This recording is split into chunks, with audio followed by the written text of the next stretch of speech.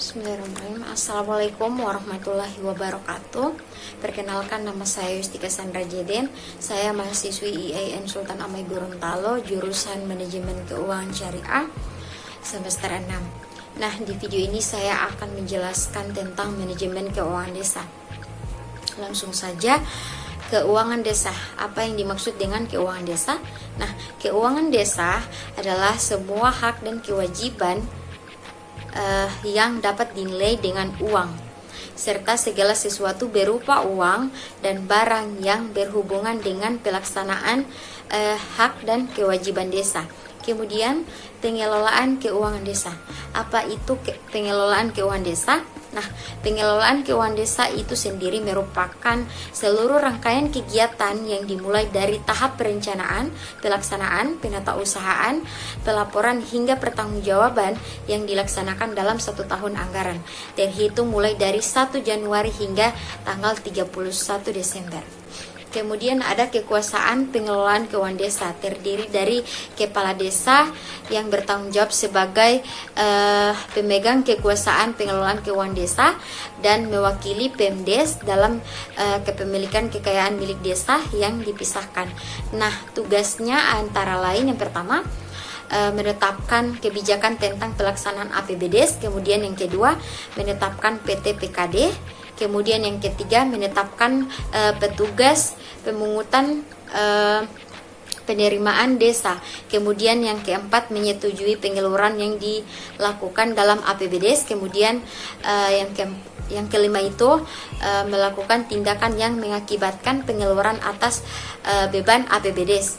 Kemudian ada pejabat teknis pengelolaan keuangan desa atau PT PKD, di mana terdiri dari sekretaris yang bertindak selaku koordinator PT PKD, di mana tugasnya yakni yang pertama itu menyusun dan melaksanakan kebijakan pengelolaan APBDes, kemudian yang kedua menyusun Ranperdes tentang APBDes, perubahan APBDes dan pertanggungjawaban pelaksanaan APBDes, kemudian yang ketiga itu melakukan pengendalian terhadap pelaksanaan kegiatan yang telah ditetapkan dalam APBDes, kemudian yang keempat menyusun pelaporan dan pertanggungjawaban pelaksanaan kegiatan APBDes, kemudian yang kelima melakukan verifikasi terhadap rencana belanja dan bukti-bukti pengeluaran.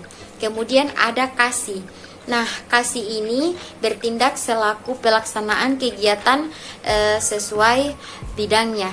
Nah, tugasnya yakni yang pertama menyusun rencana pelaksanaan kegiatan yang menjadi tanggung jawabnya. Kemudian melaksanakan kegiatan bersama LKD yang ditetapkan dalam APBDes. Kemudian yang ketiga melakukan tindakan pengeluaran yang menyebabkan atas beban anggaran kegiatan. Kemudian yang keempat mengendalikan pelaksanaan kegiatan. Kemudian yang kelima itu melaporkan perkembangan pelaksanaan kegiatan kepada kepala desa. Kemudian yang keenam menyiapkan dokumen anggaran atas beban pelaksanaan kegiatan. Kemudian ada bendahara. Nah, bendahara ini dijabat oleh staf pada urusan keuangan, di mana tugasnya adalah menerima, menyimpan, menyetorkan, kemudian menata usahakan, kemudian mempertanggungjawabkan penerimaan pendapatan desa dan pengeluaran pendapatan desa dalam rangka pelaksanaan APBDes.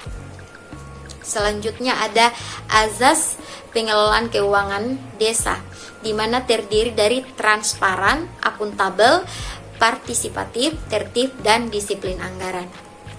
Kemudian ada pelaksanaan keuangan desa, di mana pelaksanaan keuangan desa itu sendiri merupakan rangkaian kegiatan untuk melaksanakan rencana dan anggaran yang telah ditetapkan APBDes.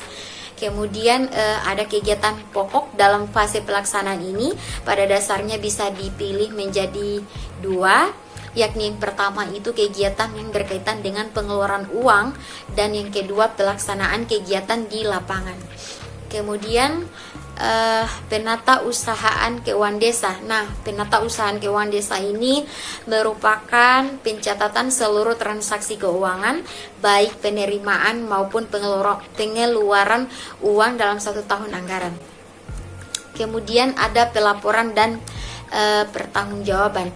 Nah, pelaporan dan pertanggungjawaban ini terdiri dari 2 semester hingga akhir tahun, yakni semester pertama itu terdiri dari 2, yakni yang pertama laporan realisasi pelaksanaan APBD semester 1, kemudian yang kedua laporan realisasi penggunaan dana desa semester 1.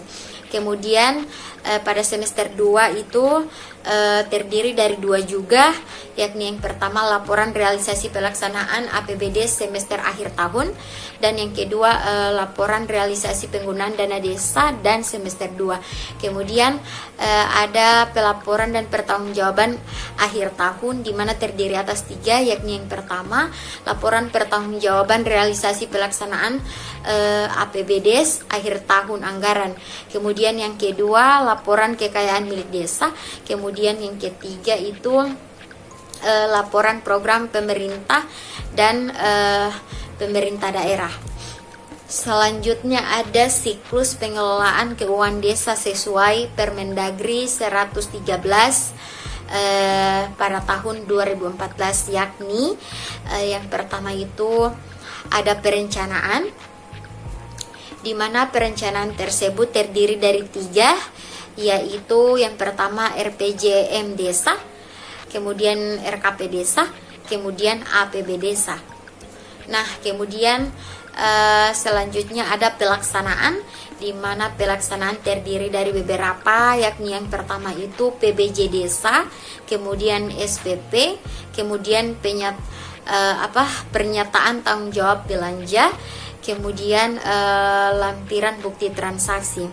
Nah, selanjutnya ada penata usahaan terdiri atas 2, yakni yang pertama aplikasi Siskeudes, kemudian buku kas umum, buku kas pembantu pajak, kemudian buku bank dan lain-lain sebagainya. Kemudian ada pelaporan. Nah, terdiri dari atas 2 juga, yakni yang pertama laporan semester 1 dan laporan semester 2. Kemudian yang terakhir ada pertanggungjawaban, terdiri atas 3, yakni yang pertama LRA serta APB desa, kemudian laporan kekayaan milik desa, kemudian laporan program pemerintah desa. Kemudian ada masalah penggunaan dana desa. Nah, masalah penggunaan dana desa ini terdiri dari 7 masalah, yakni yang pertama kegiatan tidak sesuai dengan penetapan prioritas penggunaan anggaran dana desa. Kemudian yang kedua, pengeluaran anggaran dana desa tidak didukung dengan bukti yang lengkap dan sah. Kemudian yang ketiga, kualitas pekerjaan fisik tidak baik dan kekurangan volume pekerjaan. Kemudian yang keempat, pencatatan realisasi bukti atas belanja barang dan modal disesuaikan dengan RAB-nya.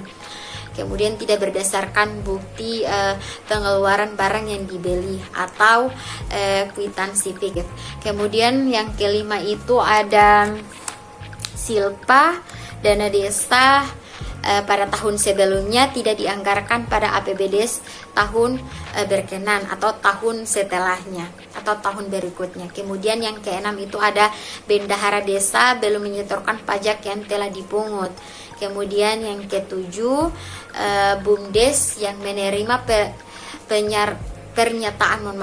pernyataan modal dari dana desa belum membuat laporan keuangan yang disampaikan kepada kepala desa sebagai bentuk pertanggungjawaban penggunaan dana desa. Nah, itulah dari saya soal materi manajemen keuangan desa. Lebih dan kurangnya saya mohon maaf. Wassalamualaikum warahmatullahi wabarakatuh.